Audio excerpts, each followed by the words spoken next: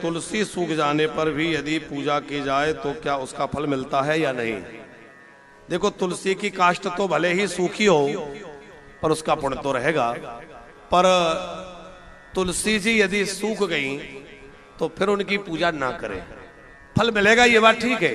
क्योंकि तुलसी हम लोग गले में पहनते हैं, अंग में धारण करते हैं, तो तुलसी की महिमा है तभी तो पहनते हैं, सूखी हुई काष्ठ तो पहनते हैं।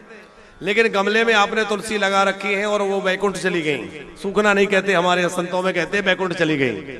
तो तुलसी जी बैकुंठ चली गई माने पौधा सूख गया, मुरझा गया, तो फिर आपको उन मुरझाई हुई तुलसी की पूजा ना करके और नया पौधा लगा लेना चाहिए, उसकी पूजा करनी चाहिए। कई लोगों का यह भी प्रश्न होता है कि उस सूखी हुई तुलसी का क्या करें। अब तुलसी की काष्ठ बहुत सारी इकट्ठा हो गई, सूख गई, अब उनका हम क्या करें, क्योंकि फेंक नहीं सकते, किसी का पैर लगेगा।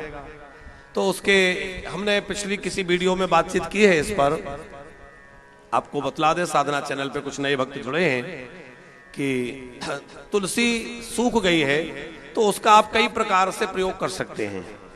यदि मोटी काष्ठ है तो उसका आप कंठी माला, तुलसी आदि जो तुलसी माला बनती है, कंठी बनती है, उसके लिए प्रयोग किया जा सकता है। आप स्वयं नहीं बना सकते तो उसको ठीक से रखें और जो तुलसी की माला बनाते हैं, गढ़ते हैं, कंठी बनाते हैं, उनसे उसको बनवा सकते हैं, उनको दे सकते हैं। एक प्रयोग तो ये है।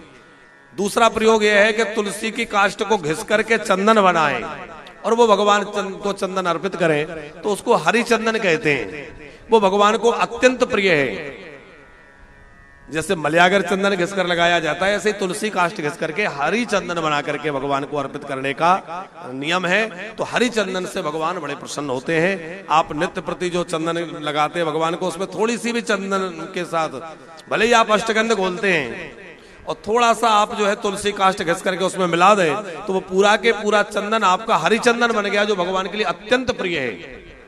और यहां तक शास्त्रों में वर्णित है कि यदि तुलसी काष्ठ नहीं है घिसने के लिए उपलब्ध, तो आप तुलसी का पत्र ही घिस करके और चंदन में मिला के अर्पित कर दे, भगवान बहुत प्रसन्न होते हैं।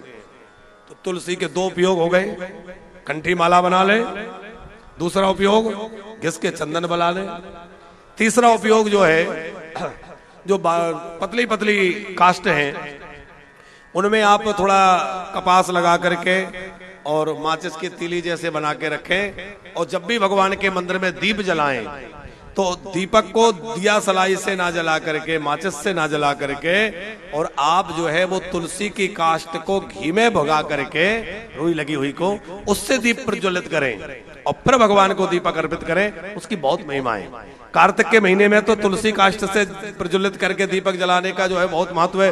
1 करोड़ दीप दान इनके जो फल प्राप्त होता है वो तुलसी काष्ठ से एक दीपक प्रज्वलित करके कार्तिक में दान करने से फल प्राप्त हो जाता है।